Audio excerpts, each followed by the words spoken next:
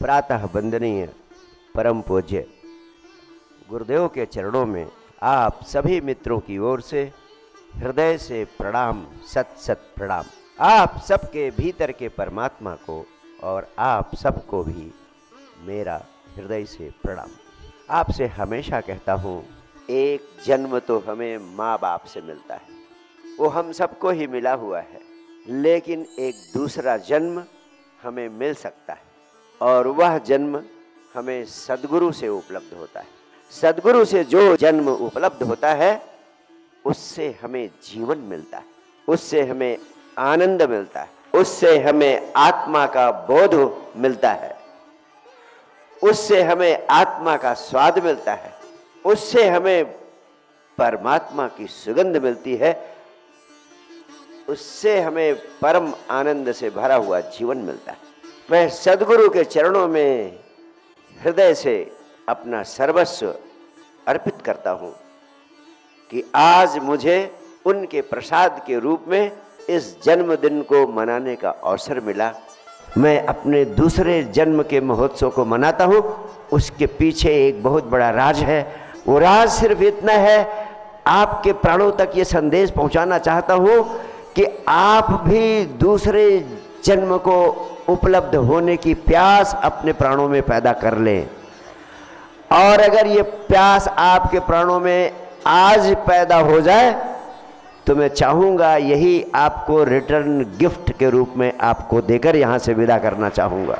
आप इतना श्रद्धा, प्रेम और समर्पण से भरा हुआ भाव लेकर मेरे सामने आए, यही आपका उपहार है। आपकी श्रद्धा, आपका अतिशय गहन प्रेम, आपका समर्पण, जिन जिन भावों से आप यहाँ मेरे पास हिंदुस्तान के कोने कोने से पहुँच गए हैं, वही मेरे लिए सबसे बड़ी भेंट है। लेकिन मैं चाहता हूँ, मेरे प्राणों में एक ही प्यास, एक ही आकांक्षा है कि आप यहाँ से मेरा रिटर्न गिफ्ट लेकर जरूर जाएं। अगर रिटर्न गिफ्ट लेकर नहीं जाते हैं तो आपको इतनी दूर दूर से बुलाने का मेरा प्रयास व्यर्थ चला जाएगा। और मैं आपसे कहना चाहता हूँ, ये दूसरा जन्म जिससे तुम्हें जीवन मिल सकता है, जिससे आत्मा का बोध, आत्मा का स्वाद मिल सकता है, जिससे परम आनंद तुम्हारे जीवन का अंग बन सकता है, उस दूसरे जन्म को उपलब्ध हो जाने के बाद दो महत्वपूर्ण घटनाएं घटती हैं। पहली घटना, आपका बूढ़ा होना बंद हो जाता है, आप सदैव युवा बने रहेंगे। और दूसरी उपलब्धि, आपका कभी अंत नहीं हो सकता है। You can never die. मृत्यु के बंधन से मुक्त हो जाएंगे, मृत्यु आपको मार नहीं सकेगी। यह अनुभव भी आपको उपलब्ध हो जाएगा।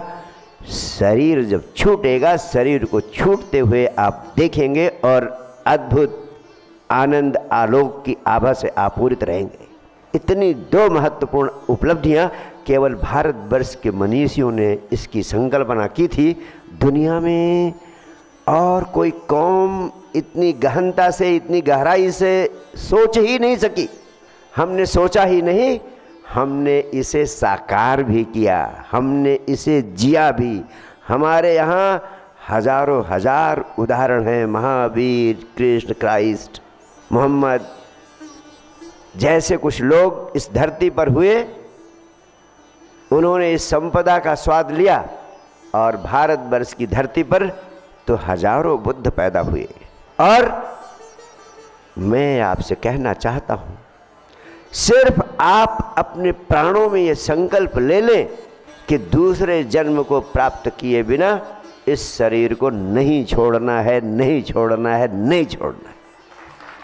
इस संकल्प को लेकर उठना, मैं सद्गुरु को साक्षी मानकर कहता हूँ, शेष काम मेरा है।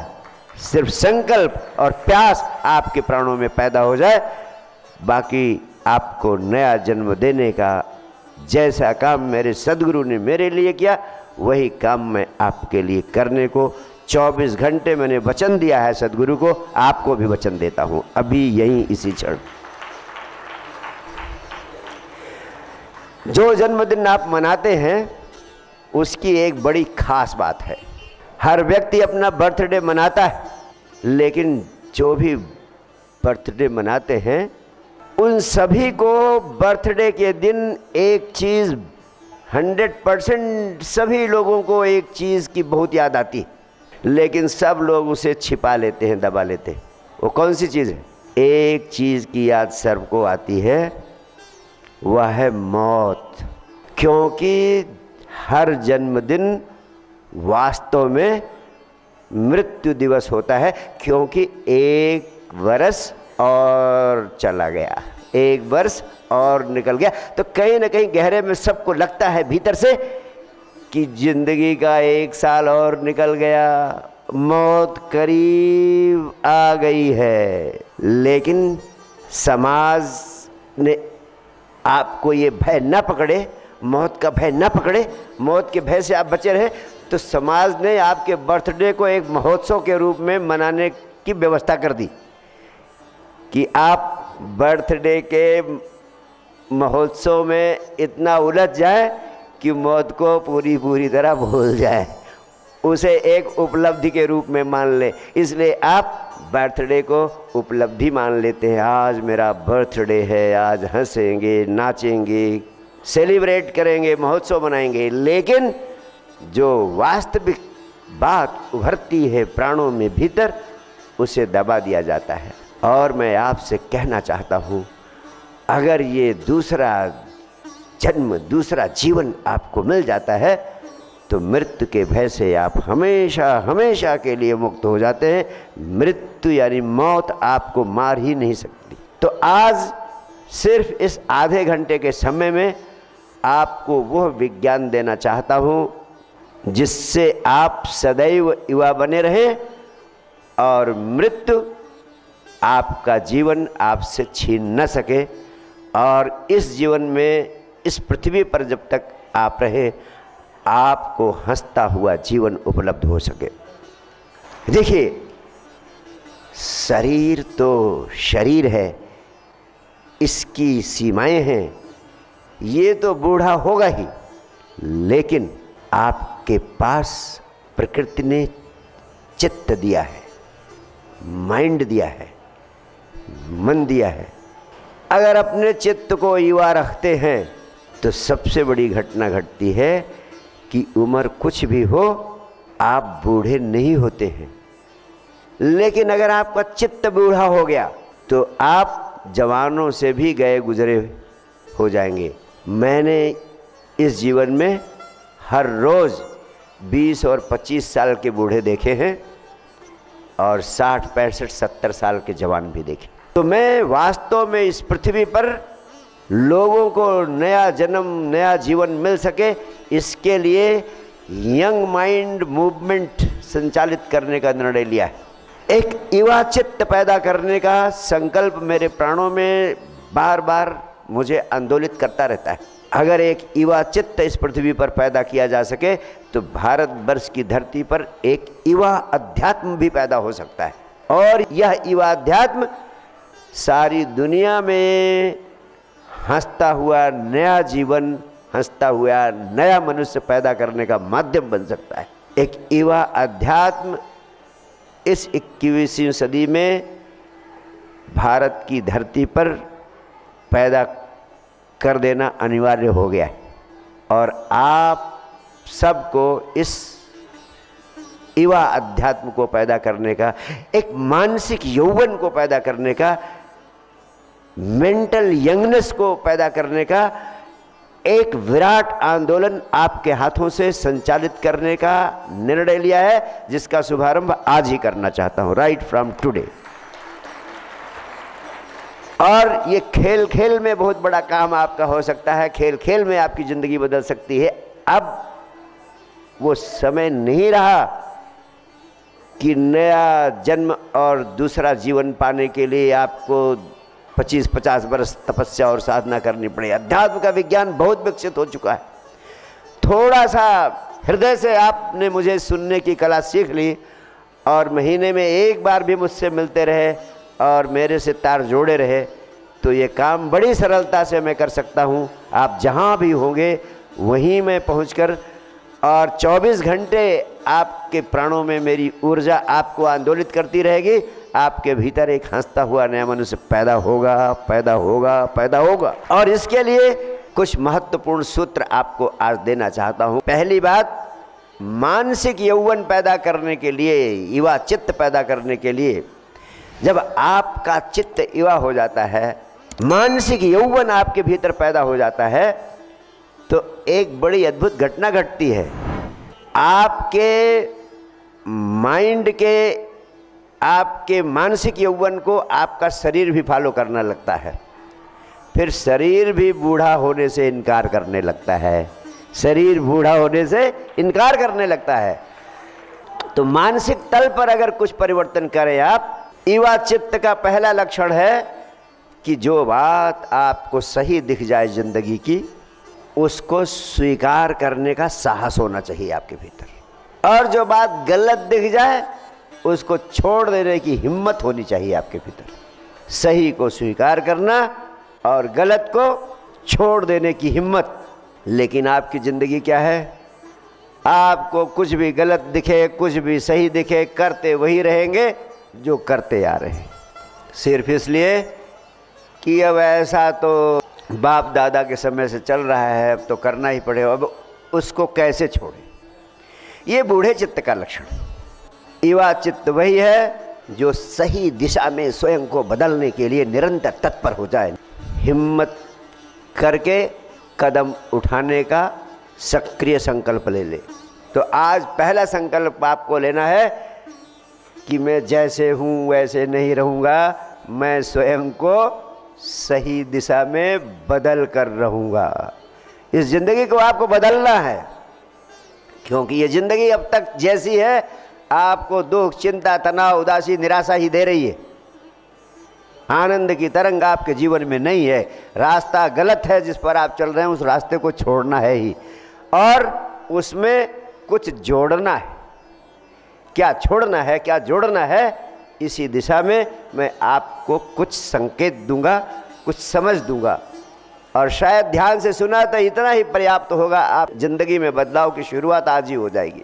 तो पहली चीज़, सही दिशा में बदलने के लिए तैयार रहना है, रुकना नहीं है, पुरानी व्यवस्था को छोड़ने का साहस करना है। और दूसरी चीज़, सारी मनुष्यता बूढ़ी हो चुकी। उसका कारण यह है कि मनुष्यता वर्तमान में जीती ही नहीं। आपको पता है, बच्चे हमेशा भविष्य की कल्पना में लगे रहते हैं। अभी छोटे हैं, वो सोचते हैं बड़े होंगे तो ये होगा, और बड़े होंगे तो ऐसा करेंगे, और बड़े होंगे तो ऐसा करेंगे। जब आप बच्चे थे तब भी आप भविष्य की कल्पनाओं में लगे रहते थे। और बूढ़े लोग हमेशा अतीत की, भूतकाल की सोचते रहते हैं कि पहले क्या ज़माना था, हम भी थे बच्चे तो कैसे थे, और हमारे बच्चे कैसे। यानी बच्चे हमेशा भविष्य की सोचते हैं, बूढ़े हमेशा भूतकाल की सोचते हैं, और जवान आदमी वही है जो हमेशा वर्तमान में रहता है, वर्तमान में जीता है, वर्तमान की सोचता है। वास्तव में मनोवैज्ञानिकों का कहना है कि जवानी तो आज के ज़माने में आती ही नहीं, बचपन से सीधे बुढ़ापे में छलांग लग जाती है। वो ट्रांजिशनल फेज जो है, जो जवानी का फेज होता है, जब आपको वर्तमान में जीना चाहिए तो वर्तमान में जीने का आपको अभ्यास ही नहीं, वो जवानी निकल जाती है, बचपन से सीधे बुढ़ापे में छलांग लग जाती है। तो मैं युवा चित्त पैदा करना चाहता हूँ, यंग माइंड पैदा करना चाहता हूँ, मेंटल यंगनेस पैदा करना चाहता हूँ, कि बच्चों से सीधे बूढ़े ना हो जाए, जहाँ रहें वर्तमान में जिए। अगर युवा होने का राज आपको पता चल जाए तो वास्तव में व्यक्ति कभी बूढ़ा हो ही नहीं सकता है। चित्त सदैव जवान रह सकता है, और चित्त जवान रहेगा तो शरीर को भी बुढ़ापा पकड़ने में बहुत समय लग जाएगा। जब 100 साल के होंगे तब बुढ़ापा पकड़ेगा, आपको उसके पहले नहीं पकड़ेगा। इसलिए युवा चित्त पैदा कर लेना बहुत ज़रूरी है। युवा चित्त कैसे पैदा होगा? इसके लिए आत्म क्रांति की ज़रूरत है, सेल्फ ट्रांसफॉर्मेशन की ज़रूरत है। और सेल्फ ट्रांसफॉर्मेशन के लिए किसी चीज़ की आवश्यकता नहीं है, सिर्फ ईवा चित्त चाहिए। आपको चेंज करने के लिए तैयार रहना चाहिए, परिवर्तन के लिए तैयार करना चाहिए, परिवर्तन को स्वीकार करने की क्षमता आपके भीतर होनी चाहिए। अब महावीर जैसे, बुद्ध जैसे, कृष्ण और कबीर जैसे, नानक, मीरा, दादू रैदास जैसे थोड़े से ही लोग नहीं, सारे के सारे लोग उस संपदा को पा सकते हैं। अब मनुष्यता पूरी तरह परिपक्व हो चुकी है। मैं यही कहना चाहता हूँ कि आप इस अवसर को चूक ना जाएं। एक ट्रांजिशन का फेज़ है, एक क्राइसिस की घड़ी है। इस घड़ी में अगर आप थोड़ा जाग जाए तो बहुत बड़ा काम हो सकता है। मैं बहुत बड़े पैमाने पर इस क्रांति को पैदा करने के विचार से 24 घंटे आंदोलित होता रहता हूँ और मैं आपसे कहना चाहता हूँ कि इसके लिए बहुत थोड़ा सा काम करने की ज़रूरत है। कुछ लोगों को जाग जाने की ज़रूरत है, कुछ लोगों को खड़ा हो जाने की ज़रूरत है। मैंने आपको कुछ महत्वपूर्ण सूत्र हमेशा देने की चेष्टा की, जिसमें से तीसरा महत्वपूर्ण सूत्र आपको देना चाहता हूँ कि विश्वास नहीं, संदेह पर आपका जीवन आधारित होना चाहिए। जैसे विज्ञान संदेह पर आधारित होता है, वैसे जिंदगी के सभी आयामों को संदेह से शुरू करें, यहाँ तक कि धर्म और अध्यात्म को भी संदेह से शुरू करें। आँख बंद करके जब आप किसी चीज़ को मानने लगते हैं, तब उस दिशा में खोज की संभावनाएं खत्म हो जाती है, क्योंकि आपने आँख बंद करके मान लिया या आँख बंद करके इनकार कर लिया। मान लेना और इनकार कर देना, अगर दोनों काम आपने आँख बंद करके किया तो चाहे आप व्यवस्थावादी हैं, चाहे व्यवस्था विरोधी हैं, चाहे आप आस्तिक हैं, चाहे आप नास्तिक हैं, दोनों बराबर हैं। अगर बिना जाने आपने मान लिया और आप आस्तिक हो गए, और एक आदमी ने बिना जाने इनकार कर दिया, माना नहीं, वो नास्तिक हो गया, तो दोनों ने बिना जाने ही मान लिया, इसलिए दोनों ही व्यर्थ के, बेकार हो गए, नपुंसक हो गए, दो कौड़ी के हो गए। और यहाँ बैठे अधिकांश लोग, इस पृथ्वी पर अधिकांश लोग इन्हीं दोनों श्रेणियों में आते हैं। या तो बिना जाने आस्तिक हो जाते हैं, बिना किसी अनुभव के आस्तिक हो गए और रोज़ मंदिर मस्जिद गुरुद्वारों के चक्कर काट रहे हैं, मिलता उनको कुछ नहीं, कभी दूसरा जीवन नहीं प्राप्त कर सकते, कभी स्वयं की आत्मा को पैदा नहीं कर सकते, कभी हंसता हुआ आनंदमय जीवन उन्हें उपलब्ध नहीं हो सकता। ये काम तभी संभव हो सकता है जब आप अपने प्राणों में जानने और अनुभव करने की प्यास को पैदा कर लें। और जब आप घिसी पिटी व्यवस्था को मान लेते हैं, एज इट इज स्वीकार कर लेते हैं, आँख बंद करके स्वीकार कर लेते हैं, तो सिद्धांत, शास्त्र और वाद में उलझ जाते हैं।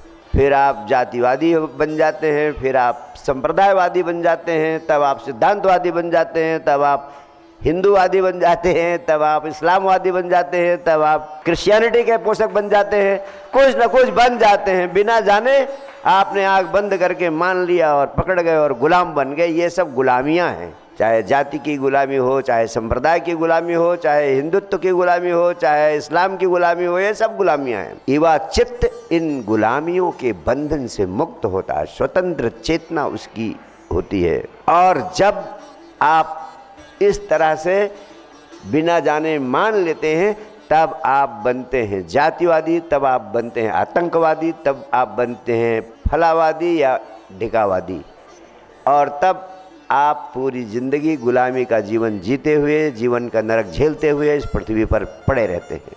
चौथी बात मैं आपसे कहना चाहता हूँ, आपको अपने आंतरिक स्वभाव को जानने की चेष्टा करनी है।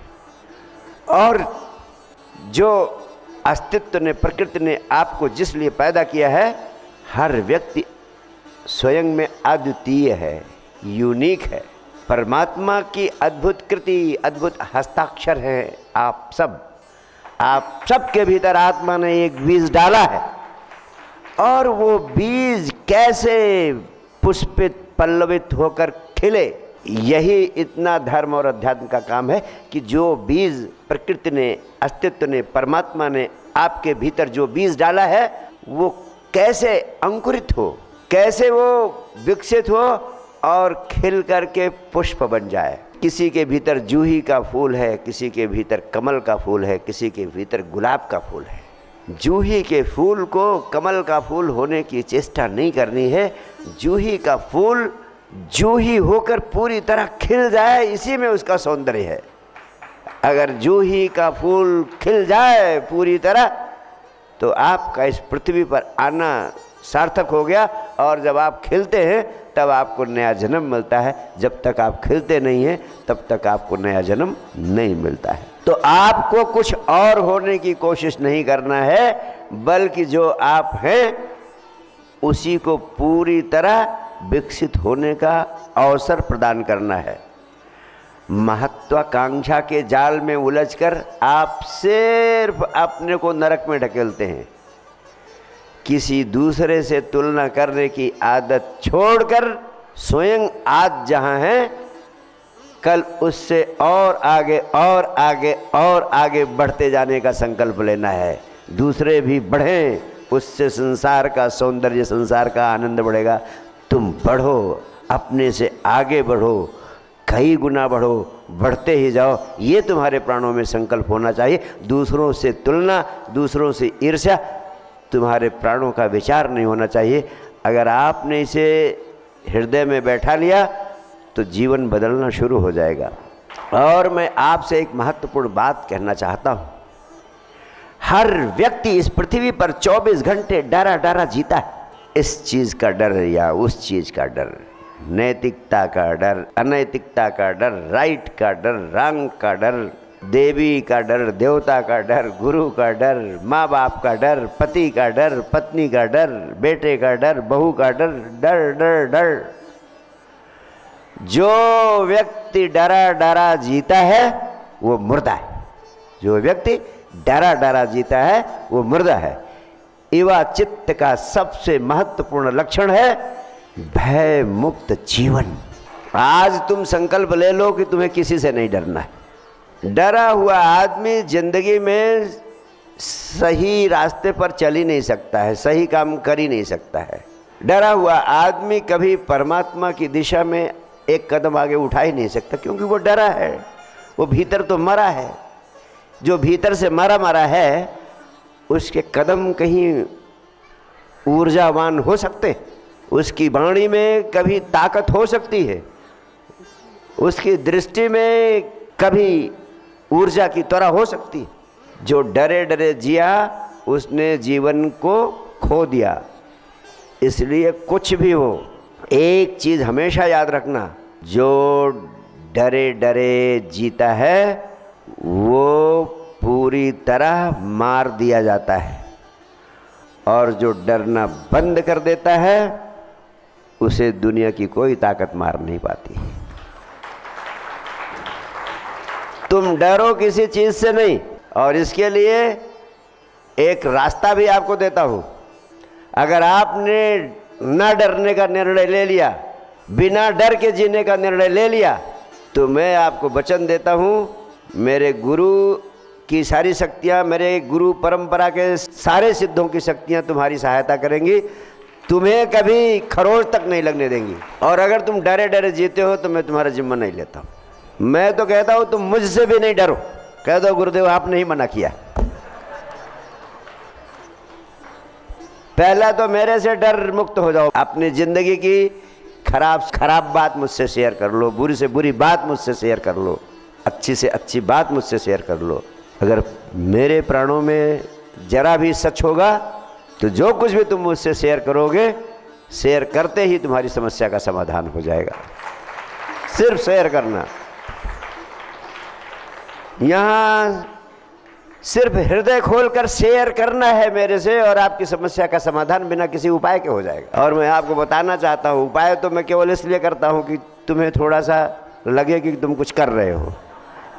नहीं तो तुम कहते हो गुरुजी ने तो कुछ बताया नहीं करने को, तो इसलिए कुछ बता देता हूँ कि ऐसा कर देना, यहाँ की माटी वहाँ रख देना, यहाँ का पत्थर वहाँ कर देना। इतना ही तो बताता हूँ। हालांकि उसकी कोई ज़रूरत नहीं हो, तो आपका मन है इतना संस्कारित कि उसको ठीक करने के लिए थोड़ा कुछ कराना पड़ता है उसे। अन्यथा वास्तव में heart to heart interaction with me is enough.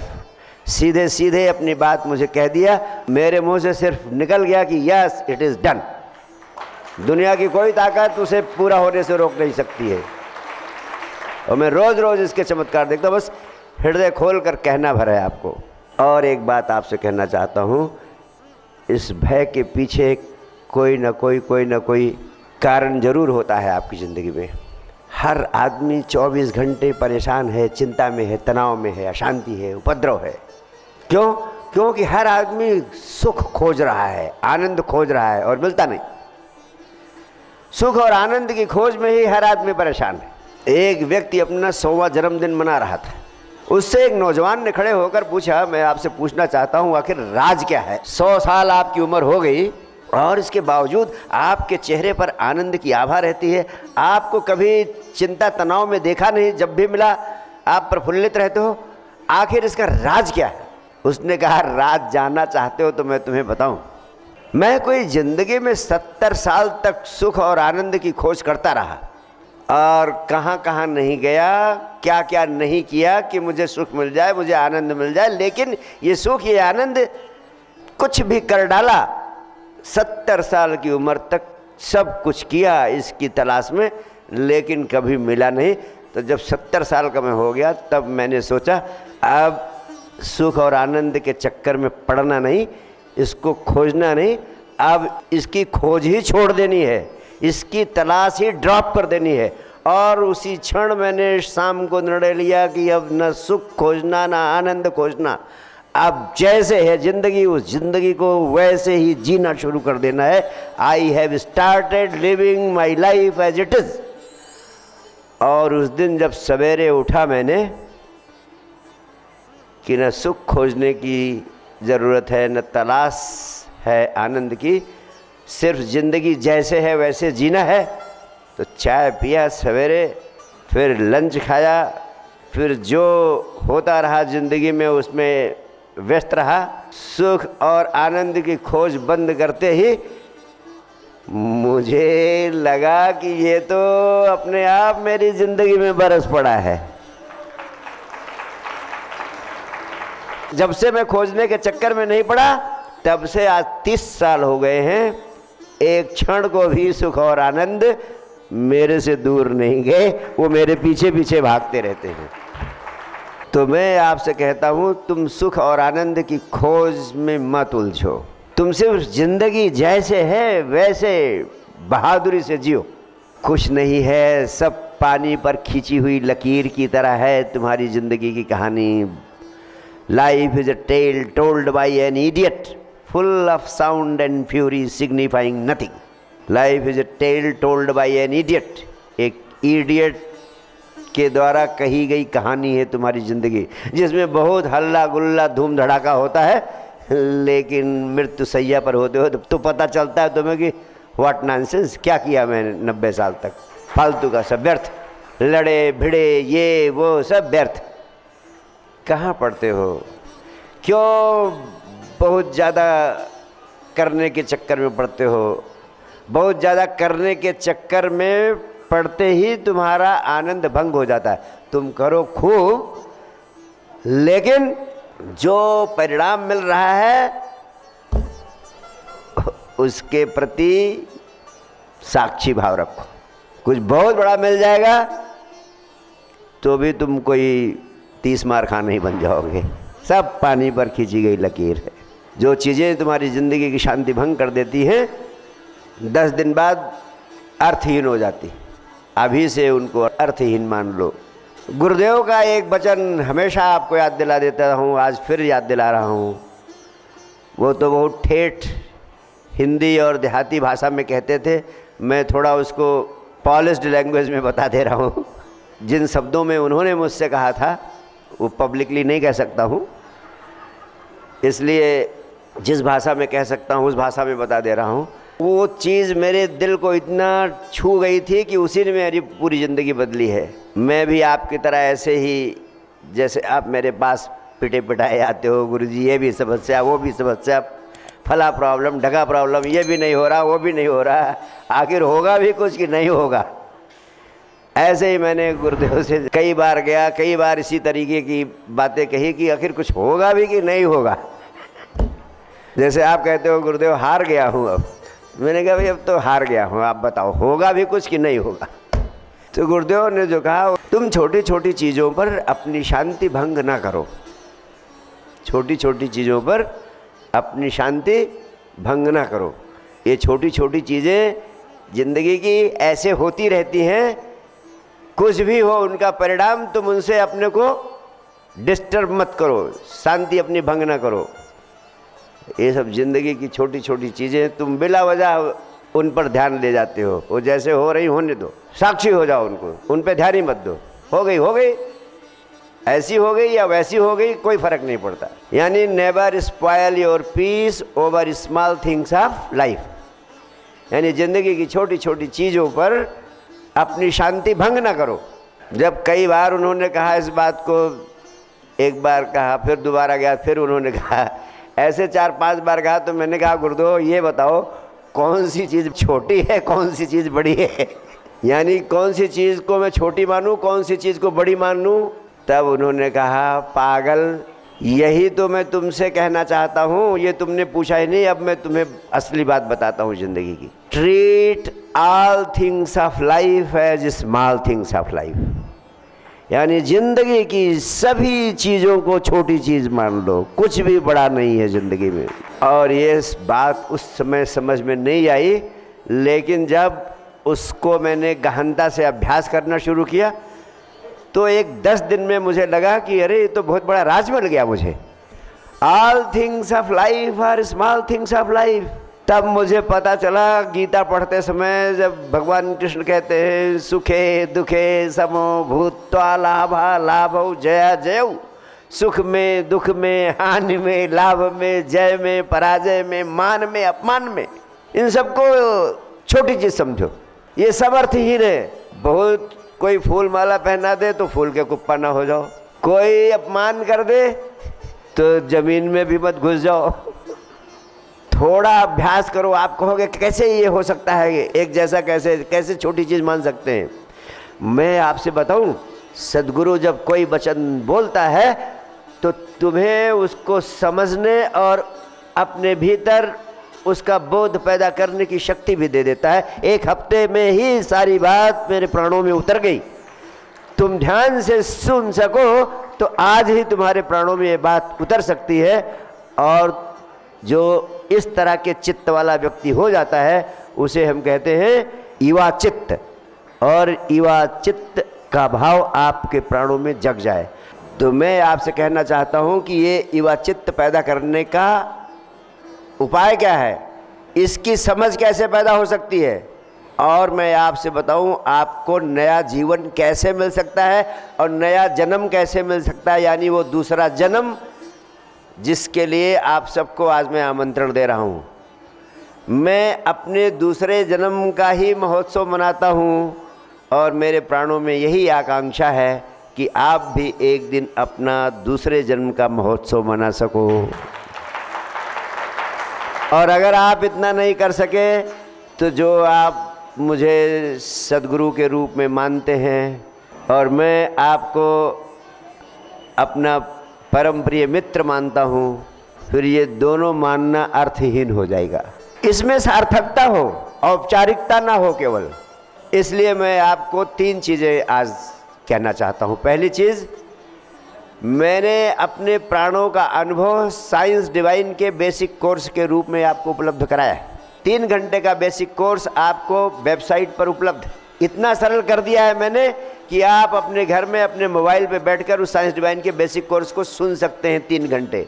और उस बेसिक कोर्स में 3 महामंत्र हैं जिससे तुम्हें नया जीवन मिल सकता है, अगर तुम उसको अच्छी तरह समझ लो। उसमें करना कुछ नहीं है, सिर्फ समझ की क्रांति है।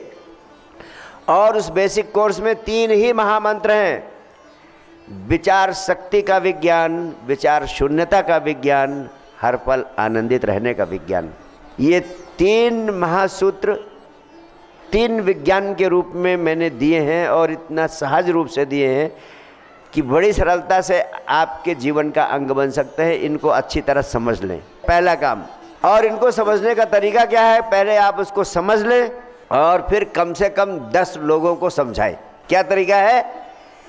खुद समझ लें और 10 लोगों को समझाएं, किसी भी तरीके से प्रेरित करें। और 10 लोगों को आपने समझा दिया तो समझ लीजिए कि 90% काम आपका हो गया।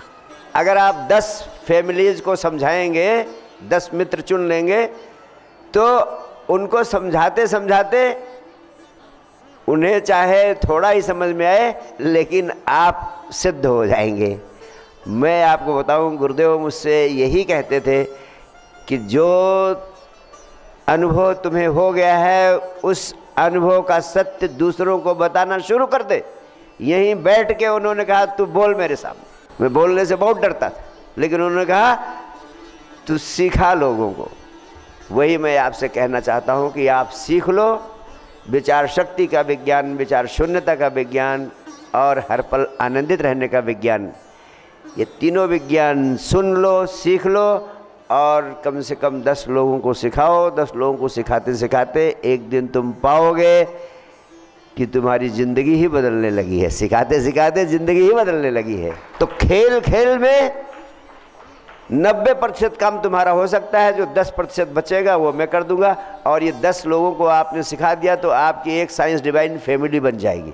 एक साइंस डिवाइन, एक आध्यात्मिक परिवार आपका बन जाएगा। आपका उनके साथ इंटरेक्शन होगा और वो जो इंटरेक्शन होता है वो केवल वाणी के तल पर नहीं होता है, वो मनसा वाचा कर्मणा होने लगता है। तब आप एक आध्यात्मिकता के औरे में जीने लगते हैं।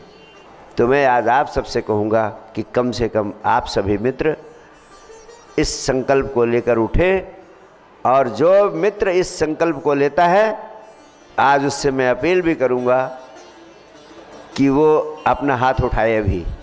Okay, thank you. मैं हृदय से आपके संकल्प का स्वागत करता हूँ। और दूसरी बात मैंने आपसे कही कि आज मैं इस दिवस को शिक्षा सेवा संकल्प महोत्सव के रूप में मनाता हूँ। आपने इन नन्हे मुन्ने बच्चों को देखा, आपका हृदय भी गदगद हो रहा था इनको देखकर। आप लोगों के सहयोग से, आप में से तमाम लोगों ने एक एक बच्चे को 5100 रुपये 11,000 रुपये देके अडॉप्ट किया है 6 महीने के लिए, साल भर के लिए। और ये जो 400 बच्चों से मेरा कार्यक्रम शुरू हुआ था, अब मैंने संकल्प लिया है कि इसी 2023 के अंदर हम पूरे हिंदुस्तान में 10,000 बच्चों को, झुग्गी झोपड़ी के बच्चों को ये शिक्षा देंगे। इसके पीछे एक राज है। आप जब किसी के जीवन में आनंद की तरंग पैदा करने का काम करते हैं तो ये जगत एक इको पॉइंट है। तुरंत आनंद की तरंग अस्तित्व दूसरी तरफ से आपकी ओर भेज देता है। यानी जिंदगी में कुछ काम जरूर करना चाहिए ऐसा जिसको करने के पीछे कुछ पाने की कामना न हो। ऐसा कृत्य आप करते हैं तो अस्तित्व 1000 गुना बढ़ाकर उस आनंद को आपके ऊपर लौटा देता है, आपके ऊपर बरसा देता है। तो आप इस कार्य में मेरा हाथ बने हैं और मैं इतना ही चाहूँगा कि मेरे गुरु का हाथ, अस्तित्व का हाथ, परमात्मा का हाथ आपके ऊपर निरंतर बना रहे, निरंतर बना रहे, निरंतर बना रहे। बहुत बहुत प्यार, बहुत बहुत आशीर्वाद आप सबको।